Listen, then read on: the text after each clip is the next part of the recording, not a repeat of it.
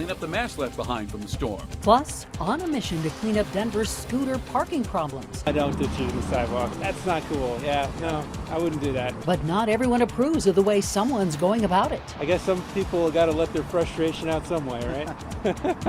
And Coloradans are set to get a bigger tax return check this summer. We can confirm that it'll be at least $500. That much is essentially locked in. And the Nuggets are going to have to start looking for a new team president. Good evening to you, and thank you for joining us for Denver 7 News at 5. I'm Ann Trujillo. And I'm Shannon Ogden. We're glad you're with us tonight. Now, almost everyone who lost power in Friday's snowstorm now has it restored.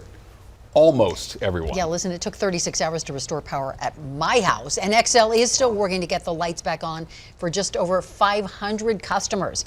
Denver 7's Patrick Perez joins us live now from the Jeffco Fairgrounds with more. Patrick, a lot of work ahead to clear those downed trees and limbs as well. Yeah, and Shannon, a lot of that work has already happened just based on what we've seen here at the Rodeo Arena parking lot. I want to give you a closer look.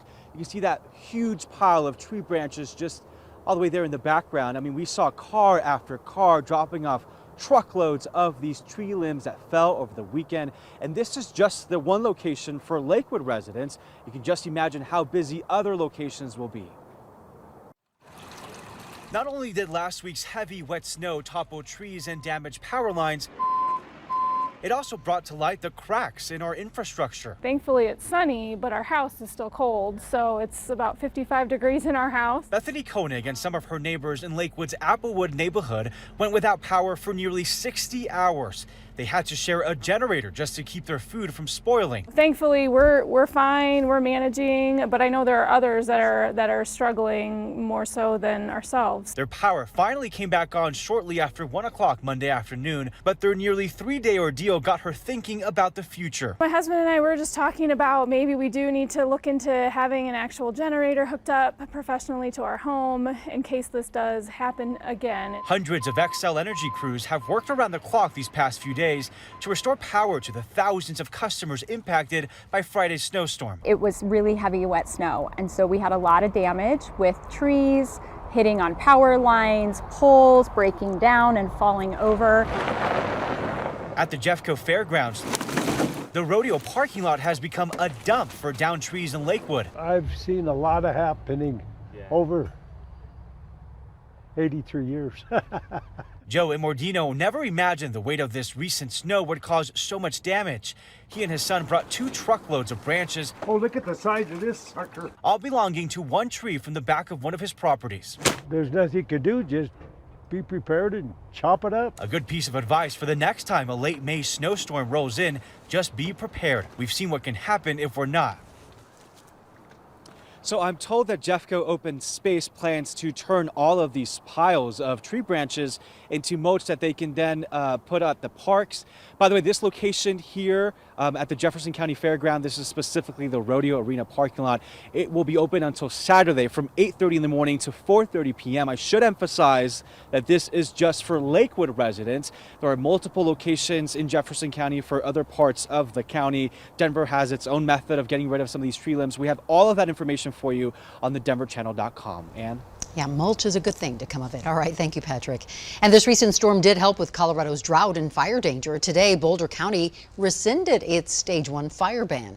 The county sheriff says the snow and rain, they have, quote, increased the relative humidity and decreased the fire risk for Boulder County.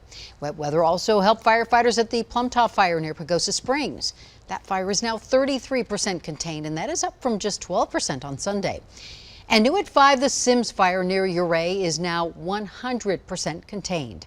During a community meeting over the weekend, crews told residents fire mitigation work was happening near the area where that fire began last week.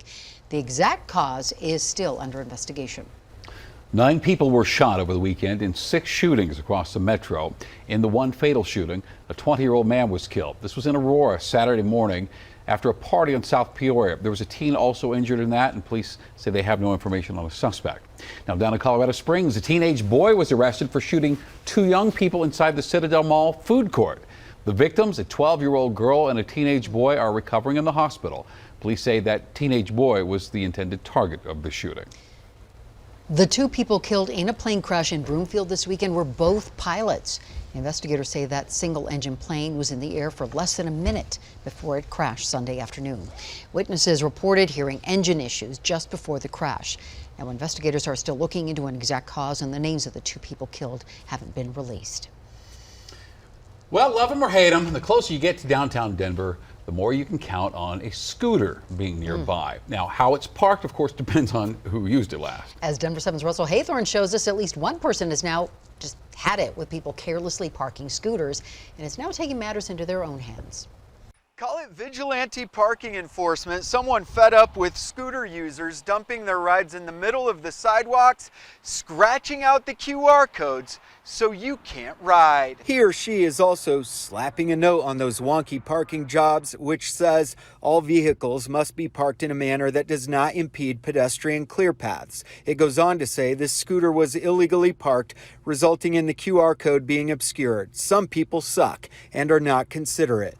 Clearly not an official citation, which is generating a lot of buzz. I think that's kind of nuts, but you know, it is annoying when people park them all off angle or right in the way of the sidewalks. Jay Wilson isn't sold on the method to the vigilante's madness. I guess some people got to let their frustration out some way, right? As a jogger, Kim Scott knows the hazard of scooters blocking sidewalks. Especially at night, if it's not well lit, they just dump them in the middle of the sidewalk. We feel like our biggest risk for injury, honestly, is getting hit by one of the scooters. These photos posted on Reddit are getting hundreds of comments online. This one reading, "This strategy doesn't punish the person who parked the scooter and therefore is completely ineffective." Oh yeah, definitely. The QR code's blacked out. I would not be happy about that, especially if I had already stopped at the bar.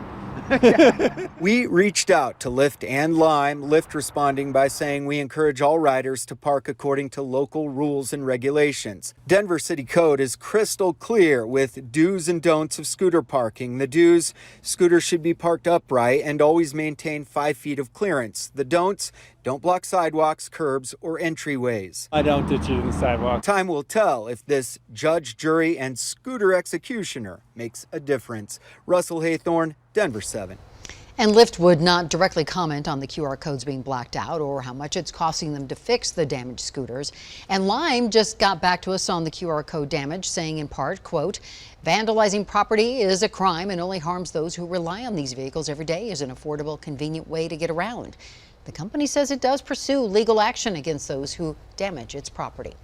Colorado taxpayers can expect to receive at least $500 in the mail this summer, thanks to a new bill signed by the governor today. Under the Colorado Cashback Plan, single filers are now expected to get at least $500 in Tabor refunds, joint filers at least $1,000. The governor says that check actually still might grow depending on May revenue reports. The state estimates these checks will be mailed to 3.1 million Coloradans by September. Nuggets president Tim Connolly is reportedly leaving the team. Sources tell ESPN he's agreed to a 5-year, $40 million deal with the Minnesota Timberwolves. So this will make him one of the highest paid executives, and the deal reportedly includes ownership equity. Our sports director, Lionel Bienvenu, will have all the details of the deal tonight for you on Denver 7 News at 10. That's a legal play, and, it's unfortunate, but it is what it is. Defending his players. The Avs get ready for Game 4 tonight against the Blues and are keeping a special eye out for any further threats against Nazem Kadri in St. Louis. It's a loose puck. I'm just trying to bang it in. We have a little more rain tonight and again tomorrow, but you're going to love the forecast for the end of the week. Plus, Boulder looks to increase taxes on businesses to help with the city's climate initiatives. I think that the impacts of climate are acutely on everyone's mind right now. And a COVID-19 vaccine is potentially on the way for children as young as 6 months.